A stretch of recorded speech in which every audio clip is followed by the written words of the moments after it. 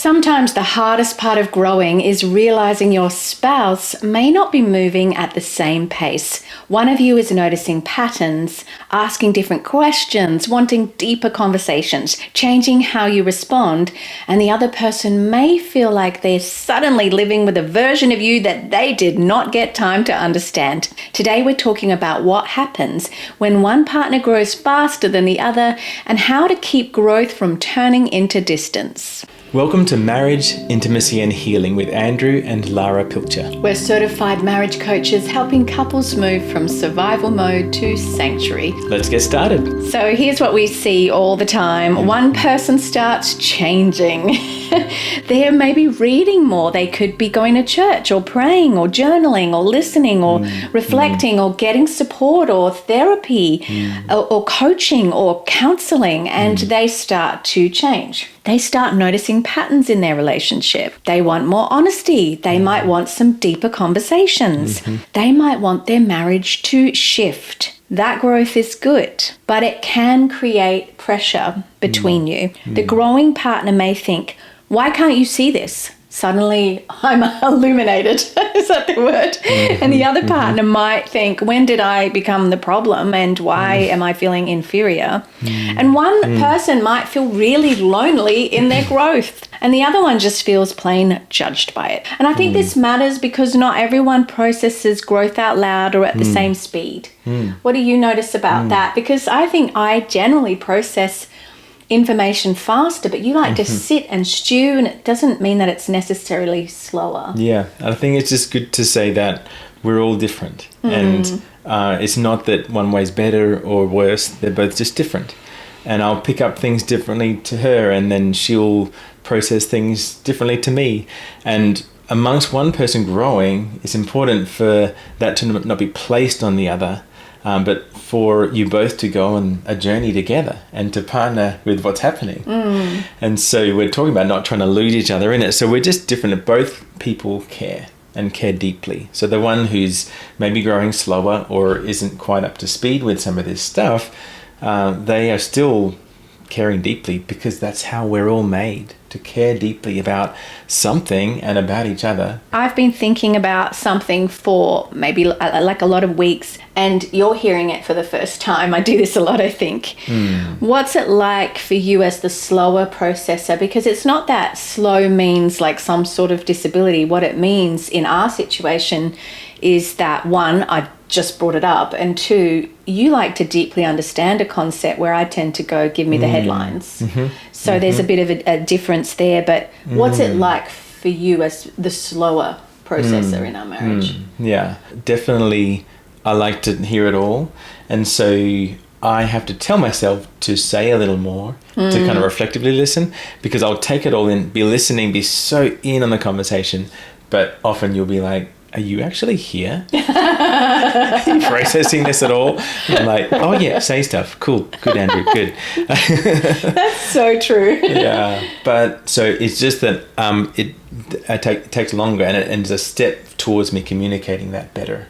Yeah, and again, it comes down to this thing of me being a verbal processor, you being an internal processor in terms of how we think and process information. There's not one of those wrong, it's just different. Let's look at an example couple, Sophie and Ben, we'll call them. Sophie has been doing a lot of inner work. She's noticing family patterns. She's becoming more emotionally honest. She realizes she often smooths things over instead of saying what she's really feeling. And Ben comes home tired from work. He puts his bag down and Sophie says, I've realized we avoid emotional honesty when things get uncomfortable. And Ben says, I've literally just walked in. And Sophie hears, you don't care. And Ben hears, I'm already failing. And Sophie says, this is exactly what I mean. You shut down every time I try to talk about something real. And Ben says, no, I shut down because I feel like every conversation becomes a lesson. Now Sophie feels dismissed and Ben feels studied, like some sort of science experiment, and both feel alone. What do you think Ben might be feeling in that moment, even if he doesn't say it really well?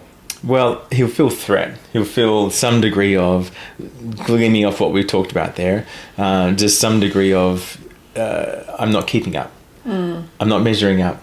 I'm failing, and feel some threat. So that, maybe in his body, what turns up in those comments are because he loses his air. Like he feels this restriction in his chest. Any threat reaction like that in your body is cue that you are feeling threat, you are feeling judged, you are feeling all of those emotions. And so if it's more in your body, you find it hard to put names on what am I feeling right now, that's a pretty good cue. Yeah, so could it feel like walking into a test that you didn't know you were taking? Yeah, I didn't sign up for this. What's going on with that? Right? I just want dinner, I just go home. Yeah. Gee. Yeah, or life's normal like this. This is the patterns, how we've always walked and how we talked about this, and then this is new. So you've got to like get a layer of like, oh, okay, I might like this, but I just need a second to process what's going on here. I think this happens a bit for you and I, because I tend to think of new ideas and be that kind of visionary personality, but you are always on board with me, and I do feel that you're always in there with me. And I definitely know that you need more time. So I think we've learned that over our 20 years of marriage. The growing partner may have had less weeks or months with this insight, and the other person may be hearing it for the first time, and that gap really matters. New language can accidentally become a measuring stick. Instead of here is what's changing for me, or here's what I'm learning and discovering, it becomes here's what I can now see that you are not doing. That makes the other person protect themselves. They may joke, dismiss, shut down, or change the subject, not always because they don't care. Sometimes they feel there is no safe place to process, and they don't want to do it in front of you. The question is not, how do I make my spouse grow at my pace? The better question is, how do I bring growth back into the marriage with humility?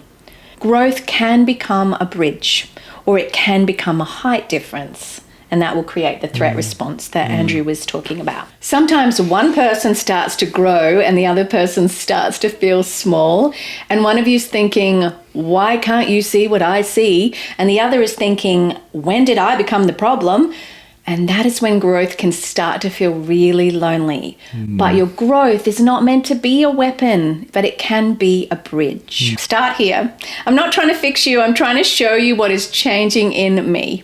And if you need more time, that does not mean you don't care. Different speeds do not have to mean different directions. If you're recognizing yourself or anything like this, you might not have exactly the same perspectives or wiring as me and Lara or these example in this story, but the body, mind, heart reset is a great place to start. When one of you is reaching and the other pulling back, it helps to slow down and notice what is happening in your body, your mind, and your heart. It gives you language before the conversation turns into pressure. You can grab it at andrewandlara.com. So the shift here is not, you need to catch up, babe. That may be what you feel inside and you wish, but it usually doesn't create a really good connection. It just creates this horrible pressure. The shift is to translate your growth into an invitation. Do not make your spouse become the same kind of growing person as you. You're two different people. Do not turn new language into a measuring stick of your superiority and their inferiority.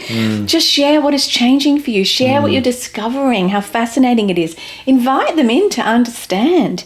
Do not lead with what they're not doing. So the growing person might say something like this: I'm not trying to fix you. I'm trying to show you what's changing for me or what I'm learning or discovering. And the slower processing partner, not necessarily the slower growth, because remember they haven't been invited in necessarily, might say, I just need time, but I do want to understand why this matters to you. Or you might need to send them this podcast so they can actually see the pattern in your relationship. And that keeps the door open between you. One partner is not standing above the other. One partner is not disappearing. You are making space for different speeds, different personalities. And different speeds do not mean that you're going different directions. The goal is not to have identical growth. That's fine.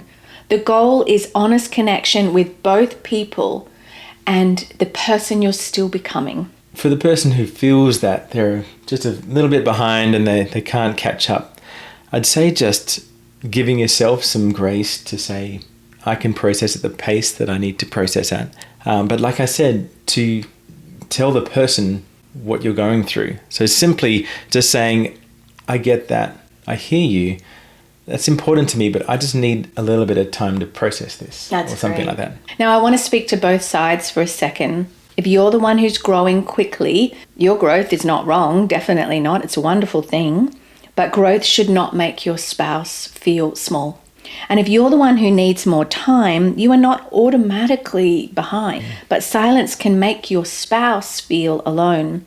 And there is room for honesty here from your perspective. And there's room for patience. And this week, the question you might want to ask yourself is, where am I asking you to catch up when what I really want is for you to understand what is changing in me and what I'm discovering?